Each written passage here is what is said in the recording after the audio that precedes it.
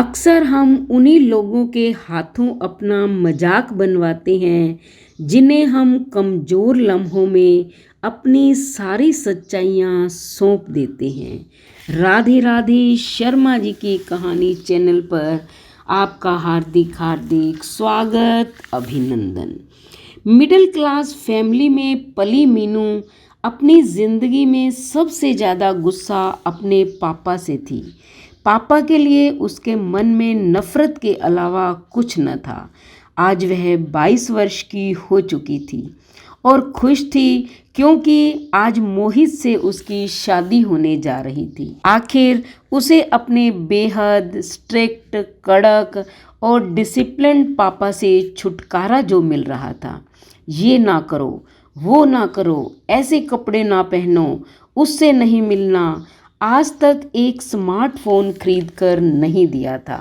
सारे सपनों और अरमानों को अपने नैरो माइंडेड सोच के कारण कुचल कर रख दिया था।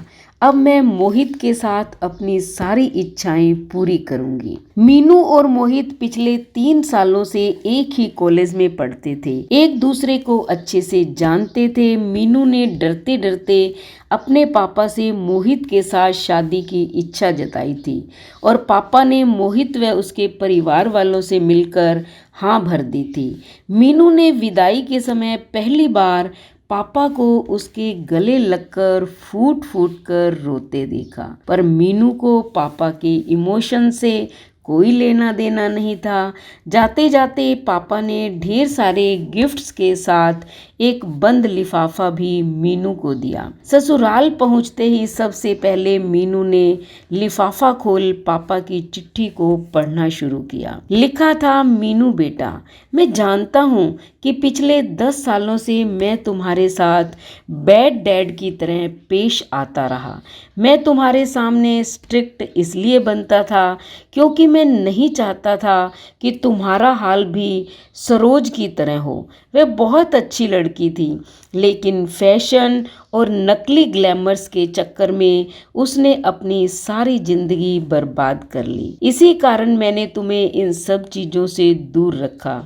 बेटा, आज से तुम 2 परिवारों की इज्जत हो और मैं आशा करता हूँ कि तुम ऐसा कोई भी कार्य नहीं करोगी जिससे दोनों परिवारों की इज्जत पर दाग लगे। हो सके तो अपने बैड डैड को माफ कर देना। चिट्ठी पढ़कर मीनू फूट फूट कर रोने लगी और तुरंत फोन लगाकर पापा से कहा, मुझे माफ कर दीजिए पापा, मैं आपके गुस्से के पीछे के प्यार को नहीं देख पाई, आपकी चिल्लाहट के पीछे की केयर नहीं देख पाई, आपकी झुंझलाहट के पीछे का समर्पण नहीं देख पाई। मैं हर जन्म में आपकी ही बेटी बनना चाहूंगी। वक्त बीतता गया। अब मीनू को ससुराल आए लगभग 1 साल बीत चुका था, लेकिन एक भी दिन ऐसा नहीं बीता था जब उसने पापा को याद ना किया हो। आज पापा का जन्मदिन था।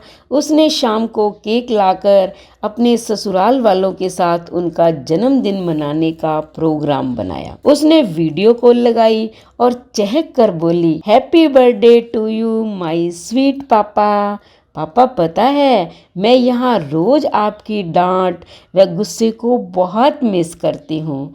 यहाँ सब लोग मुझे बहुत प्यार करते हैं, स्पेशली सासू माँ। एक दिन तो मोहल्ले की औरतें सासू माँ से कह रही थी, तुम्हें कितनी अच्छी बहू मिली है, स्वभाव में कितनी शालीनता है, जरूर इसके मम्मी पापा से विरासत में मिले हैं ये गुण इसे। आजकल की लड़कियों में इतने संस्कार अब कहाँ मिलते हैं। आपके लिए ये शब्द सुनकर मेरा सिर फक्र से ऊंचा हो गया। आज मुझे आप पर प्राउड है पापा। दूसरी ओर पापा के होंठ कांप रहे थे। आंखों से लगातार आंसू बहाते हुए बोले, खुश रहो, भगवान करे तुम्हें मेरी उम्र और खुशियां भी लग जाए बेटा। बेटा, हर माता पिता बच्चों को यही संस्कार देना चाहते हैं, लेकिन बच्चे समझ नहीं पाते। माता पिता की बच्चों पर एक आंख सुधार की और एक आंख दुलार की होनी चाहिए। धन्यवाद।